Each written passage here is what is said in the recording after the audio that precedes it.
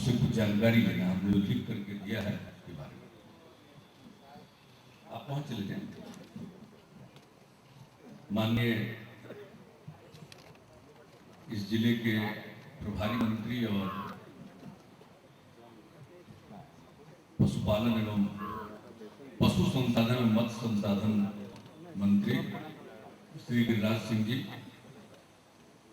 जल संसाधन मंत्री श्री विजय कुमार चौधरी जी, पांडे जी, यहाँ उपस्थित माननीय सांसद संजय जी, सभी यहाँ माननीय विधायकगण,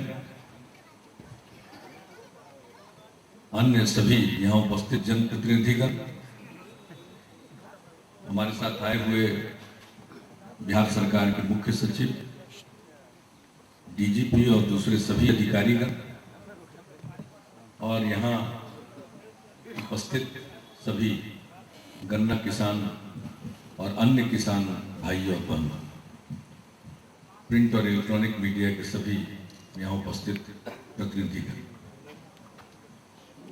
सबसे पहले मैं जो गन्ना किसान हैं, जिनके प्रतिनिधि ने नागेंद्र जी ने पहले यहाँ बात रखी,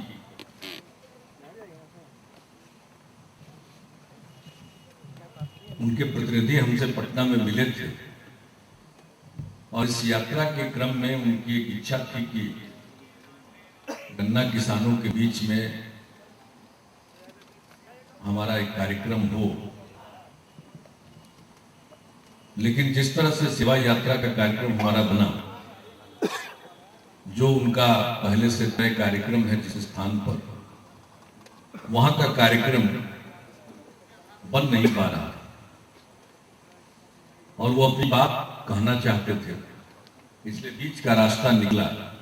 मुझे लौरिया आना था, मेरे मन में था कि लौरिया का काम हुआ है, यहाँ चीनी मिल HPCL ने लिया और उसने अपना काम प्रारंभ किया है।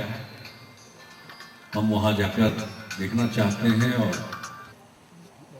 बाकी काम कब से होगा, हम लोगों के स्तर पर किसी प्रकार के निर्णय की जरूरत है, उनको सहयोग की जरूरत है।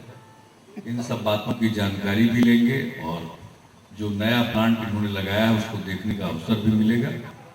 इसलिए हमने लौरिया का मन में कार्यक्रम तय किया हुआ था, तो इसलिए तालमेल बिठाना पड़ा, उन लोगों को यही आना पड़ा एक शिष्टमंडल के रूप में।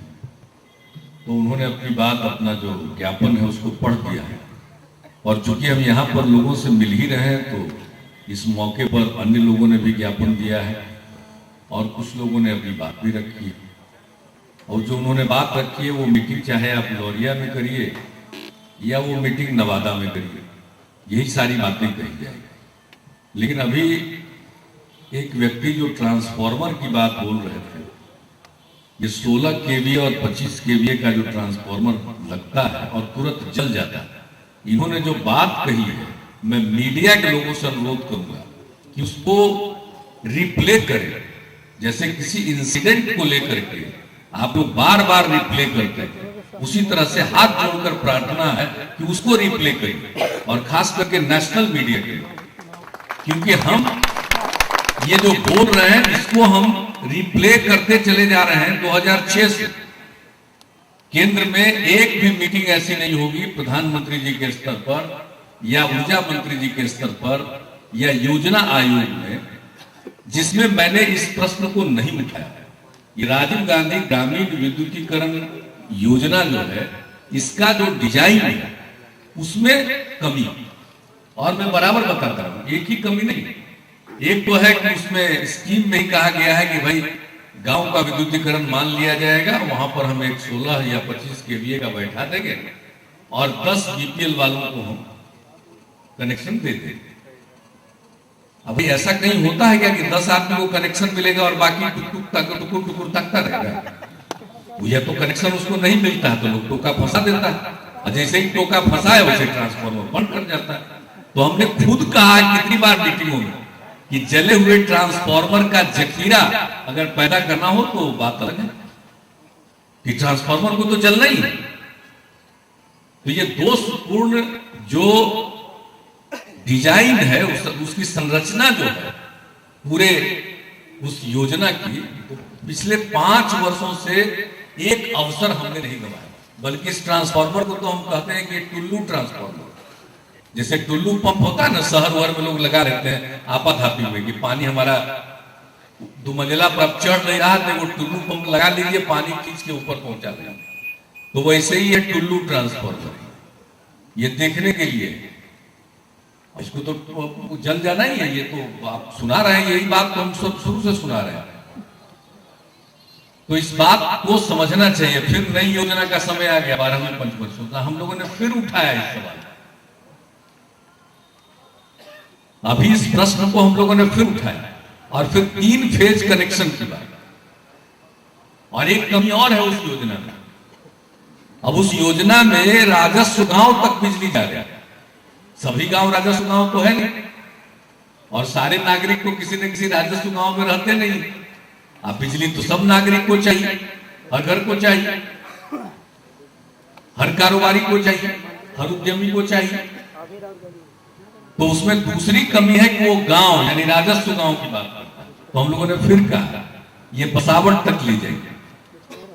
तो खैर इन चीजों में सुधार के लिए हम तो अनेक बार कहते रहे, और जब भी हम चिट्ठी लिखते हैं कि भाई इसमें सुधार कीजिए, तो जानते हैं उत्तर क्या आता है? हमारे प्रश्न का उत्तर नहीं आता, वो जोड़ के रखे हुए हैं कहां कहां जमीन नहीं मिली, जिसके चलते सब डिवीजन वाला माफ कीजिए ब्लॉक वाला पावर सब स्टेशन नहीं बना है। बस वही जवाब आता है कि भाई आपके यहां ये जो 10 पावर सब स्टेशन के लिए जमीन नहीं मिली, हम कह रहे हैं, हम मांग रहे हैं मां आम, उधर से कह रहा है इमली खाओ। यही हाल हो रहा। तो इसलिए मैंने मीडिया के बंधुओं से कहा कि इसको बार बार जरा प्ले करिए ट्रांसफार्मर वाली बात। नई योजना बन रही है 5 वर्षीय, उसके अप्रोच पर मीटिंग हुई है, उसमें भी हम लोगों ने इस सवाल को कहा कृपा करके कुछ कीजिए। आप लोग ही कीजिएगा तो शायद उसके डिजाइन में सुधार होगा, और तब फिर सबको बिजली मिल पाएगी और हर गांव में बिजली जा पाएगी। क्योंकि उतनी बड़ी धनराशि फिर कहां से खर्च हो, एक बार जो बन गया सो बन गया। तो इसलिए मैं उनकी बात का न सिर्फ तईद करता हूं, मैं चाहता हूं इस बात को इतनी मान्यता मिले, इतना प्रचार मिले कि लोग जो नीति निर्धारण करने वाले हैं वो समझने को मजबूर हो जाए और मान लें। पांडे जी तो हमारे रहे भारत सरकार में सचिव रहे, ये जब सचिव थे तभी इसके बारे में निर्णय हुआ। हम लोग तो बार बार ये 15 जो बंद चीनी मिले हैं उसको हम लोग देना चाहते थे लोगों को। तो जब खुशी है HPCL में 2 मिलेंगी और दोनों मिलों को चालू कराया। मैं सबसे पहले इसके लिए पांडे जी को और पूरे HPCL को मैं बधाई देता हूं। और मुझे याद है कि 2009 में जब ये एग्रीमेंट पर हस्ताक्षर करने के लिए पहुंचे, उस समय पेट्रोलियम सेक्रेटरी थे, और सिर्फ हस्ताक्षर इन्होंने नहीं किया था, इनको जो पैसा राज्य सरकार को देना था उसका चेक भी इन्होंने नहीं दिया था। और उसी समय हमने बात कही थी कि भाई अगले पिराई सीजन से आपका काम शुरू हो पाएगा कि नहीं। इन्होंने वचन दिया था, पिछले साल से इन्होंने काम शुरू कर दिया। ये खुशी की बात है। हम तो चाहते हैं इसी तरह सारी चीजें मिले चालू। बिहार पूरे देश में जितने चीनी का उत्पादन होता था उसका 1/4 उत्पादन बिहार में होता था। आज वो प्रतिशत घट करके 2 के करीब पहुंच गया। कहां 25% देश के कुल उत्पादन का चीनी का उत्पादन बिहार में होता था, आज वो घट करके 2-3 के बीच में है। वो और बिहार में क्षमता है। अब कहां चीनी का उत्पादन होता है साहब, तो ये गन्ने का उत्पादन हो रहा है दक्षिण के राज्य, पश्चिम के राज्य जहां पानी की कमी है। हमारे यहाँ पानी उपलब्ध है, ज्यादा किसानों को इरिगेशन अपनी तरफ से देने की जरूरत नहीं पड़ती, और वहां सब इरिगेशन को देना पड़ता है बाहर से। और वहां चीनी गन्ने की खेती ज्यादा होती है। अब उस विस्तार में नहीं जाना है। ऐसी नीति बन गई केंद्र की, जिसके चलते जो बिहार और पूर्वी उत्तर प्रदेश में ज्यादातर चीनी मिलें स्थापित थी वो धीरे धीरे बंद हुई, और उन राज्यों में चीनी की मिलें स्थापित हुई जहां पर पानी की कमी थी। तो ये तो असंगत नीति का परिणाम है। लेकिन खैर अब फिर से एक सिलसिला प्रारंभ हुआ है। पहले बंद हो रहे थे चीनी मिल, अब उनके खुलने का सिलसिला प्रारंभ हुआ और ये प्रतीक है। एचपीसीएल ने एक अलग कंपनी बनाकर के एचपीसीएल बायोफ्यूल्स लिमिटेड बनाकर इन्होंने किया, चीनी का भी उत्पादन करेंगे, ये एथेनॉल का भी उत्पादन करेंगे और को जनरेशन भी होगा। अभी जब अलग से अपनी बात इन्होंने अपने अधिकारियों के साथ मीटिंग में रखी तो इन्होंने चंपारण के लोगों की बात भी बताई जो यहाँ किसी ने नहीं कही। आपकी तरफ से चुनी, खुद भी चंपारण के रहने वाले हैं पांडे जी, इसलिए इन्होंने कहा कि लोग कहते हैं यहाँ जो बिजली का उत्पादन हो वो चंपारण के लोगों को ही मिले। हम लोगों को कोई एतराज नहीं, कोई एतराज की बात नहीं हो। यहाँ पर हमारे ऊर्जा विभाग के प्रधान सचिव भी इन दिनों उद्योग के भी प्रभार में है, वो सारी बात सुन रहे हैं, वहां भी अंदर भी सुन रहे थे। ये इंतजाम तो किया जा सकता है, पहले आप पूरा उत्पादन कीजिए और मैं तो कहूंगा कि आप अपनी क्षमता बढ़ाइए। किसान जो खेती करते थे गन्ने की, क्योंकि चीनी मिलें बंद हो रही थी तो गन्ना की खेती से धीरे धीरे हटते चले गए। अब फिर से विश्वास जमा है, अब और खेती करेंगे और उत्पादकता भी बढ़ानी है। हमारे यहाँ एक समस्या है बिहार की उत्पादकता की। मुझे खुशी है आप सब लोगों ने जो ज्ञापन दिया उसमें भी ये बात की। जब हम लोगों की सरकार बनी 2005 के नवंबर में, उसके बाद हम लोगों ने जो कुछ शुरुआती काम किए उसमें किया है कि रिसर्च इंस्टीट्यूट स्थापित करने का, और उसके लिए राजेंद्र एग्रीकल्चर यूनिवर्सिटी को दिया गया सरकार की तरफ से कि गन्ना की उत्पादकता बढ़ाने के लिए और गन्ना उत्पादन में आने वाली जितने प्रकार की समस्याएं हैं सब पर शोध करके स्थानीय स्तर पर क्या बेहतरीन किया जा सकता है वो बताने के लिए हम लोगों ने दिया। वो भी काम चल रहा है, पहले से कुछ बढ़ा है, अभी बहुत ज्यादा बढ़ाने की जरूरत है और गन्ना का और क्षेत्र फैलेगा। हम लोगों का एक लक्ष्य है कि भाई हम कृषि के क्षेत्र में आगे बढ़े। अब जो ग्रीन रिवॉल्यूशन हरित क्रांति आई वो उत्तर भारत में आई, हम उससे अछूते रहे। अब दूसरे हरित क्रांति की बात करें, हम उसको इंद्रधनुषी क्रांति करते हैं, वो पूरब के राज्यों से आई, बिहार उसमें अग्रणी भूमिका अदा करेगी और बिहार में कृषि के विकास के लिए ही पहली बार कृषि कैबिनेट का गठन किया गया। अभी 2 दिन पहले भी रविवार के दिन भी उसकी बैठक, हम लोगों ने उसके पीछे जितने सिद्धांत होंगे, हमारा अगला जो 10 साल के लिए कृषि रोड मैप बन रहा है उसको हम लोगों ने सहमति दी। भाई इसके लिए हमको कितना सिंचाई का प्रबंध करना पड़ेगा, सड़कों का जाल बिछाना पड़ेगा, ऊर्जा की जो जरूरत है जिसकी चर्चा कर रहे थे, तो सब चीजों पर हम लगे। अब समस्या ये है कि पहले कुछ हुआ नहीं, बहुत पहले जो हुआ वो 20 के वर्षों में नष्ट हो गया। अब फिर से नए सिरे से सब चीज को खड़ा करना है, तो उसमें हम लोग लगेंगे और जो करते हैं वो लागू ठीक से हो रहा है कि नहीं हो रहा, इसको देखने के लिए हम यात्रा के बाद यात्रा पर निकलते हैं। सेवा यात्रा क्यों, इसी के लिए हम निकले। तो इसी सिलसिले में आप सब लोगों से मिलने का मौका मिला, मुझे बेहद खुशी हुई। गन्ना किसानों की हालत से भी हम लोग वाकिफ हैं, गन्ना विभाग इस बात को देख रहा, आप लोगों ने अपनी बात रखी। मांग तो किया ही जाता है, जब तक ज्यादा नहीं मांगिएगा तो उससे कम भी कैसे मिलेगा। ये कहावत है कि भाई खूब मांगिएगा तो बंदूक मिलेगा, तो इसलिए उसमें कोई दिक्कत नहीं, मांग में कोई दिक्कत नहीं, लेकिन व्यावहारिक होना चाहिए, संतुलन तो बिठाना पड़ेगा। चीनी मिल को भी काम करना है और चीनी मिल तभी काम करेगा जब किसान गन्ना पैदा करेगा, और किसान गन्ना तभी पैदा करेगा जब वो लाभकारी होगा। तो ये ऐसी चीज है कि दोनों का अन्योन्याश्रय संबंध।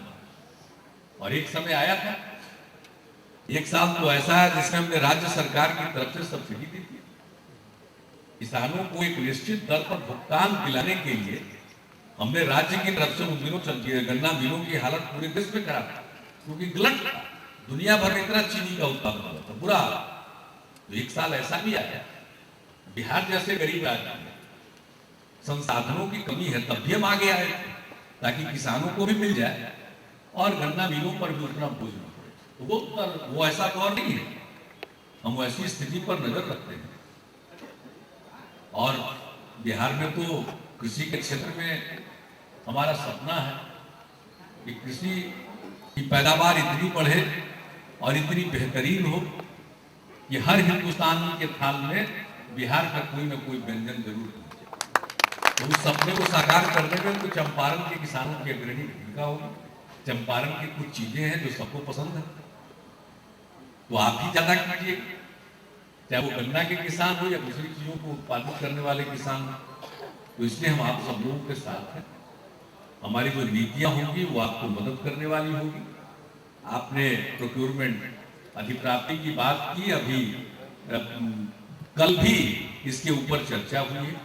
और क्या दिक्कतें हैं, पैक्स के पास पैसा नहीं है तो उनको कैसे धन मिले, किसान का माल लिया जाए तो उनको पैसा तत्काल मिले, इन सब चीजों के बारे में कंसर्न है।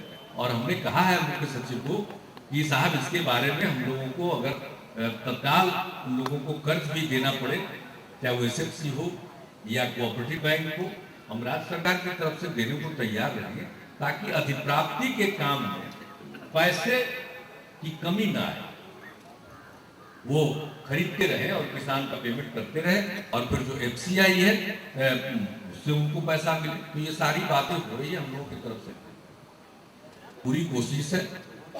खाद के बारे में आप सबको मालूम है हमारे साथ कितना बड़ा अन्याय है। हमारा 1 महीने का कोटा ही डाइवर्ट कर दिया, महाराष्ट्र में भेज दिए गए, दूसरे राज्यों में भेज दिए गए, और उसके चलते खाद की कमी हुई।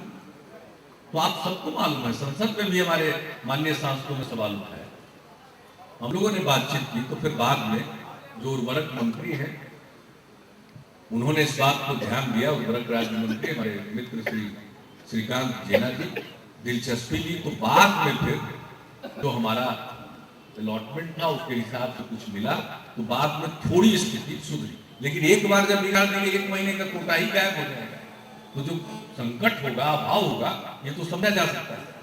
तो तरह तरह की दिक्कतें आती है, हम लोग उस पर सजग रहते हैं, हम लोगों की कोशिश है। और भावी जो योजनाएं हमारी बन रही है तो कृषि के क्षेत्र को और बढ़ावा देंगे। तो आप सब लोगों से मिलकर खुशी हुई, रेट से लेकर के बाकी सभी मुद्दों पर हम लोग जितना भी आपकी सहायता कर सकते हैं करने की कोशिश करेंगे। अभी निसार अहमद साहब ने लिख करके दिया तो उन्होंने एक बात कही, उसको हमने अंडरलाइन किया। हमने कहा ऐसी बात है तो जरा अधिकारियों को भेजा, तो फिर हमने कहा कि उनके पास जानकारी है उनसे ले लीजिए। तो ये तो फायदा होता है, लोगों से मिलिए तो बहुत तरह की नई जानकारी प्राप्त होती है जो सहायक होती है किसी चीज को लागू कराने में भी, अपने कार्यक्रमों को या नए कार्यक्रम बनाने में। तो अब इतना ही कह करके जो कुछ भी हमने देखा है, और अभी तो हमको प्लांट में भी कुछ नई टेक्नोलॉजी जो लाए हैं उसको भी दिखलाना चाहते हैं। मेरी उत्सुकता है नई टेक्नोलॉजी को देखने की, ताकि ऐसी टेक्नोलॉजी आए जिससे उत्पादन की क्वालिटी बढ़े और ज्यादा उत्पादन हो सके। और मुझे खुशी है कि पर्यावरण पर इन्होंने ध्यान दिया है, तो हम कुछ चीजों को देखना भी चाहते हैं। तो आप सब लोगों से मिल करके बेहद प्रसन्नता हुई। आज हम सुबह शुरू किए हैं, तो सबसे पहले हम गए देखने के लिए, जिसका शिलान्यास हमने किया था रतवल, वो धनहा से बगहा को जोड़ने के लिए जो पुल का निर्माण हो रहा है गंडक नदी पर, उसके प्रगति की समीक्षा करने गए, वो भी हमने देखी। फिर जो ईस्ट गंडक कैनाल है, पूर्वी गंडक नहर प्रणाली, उसके जीर्णोद्धार की योजना, उसका हाल जायजा लेने गए, और तब आपके बीच में आए। अब इसके बाद तो हम निकलेंगे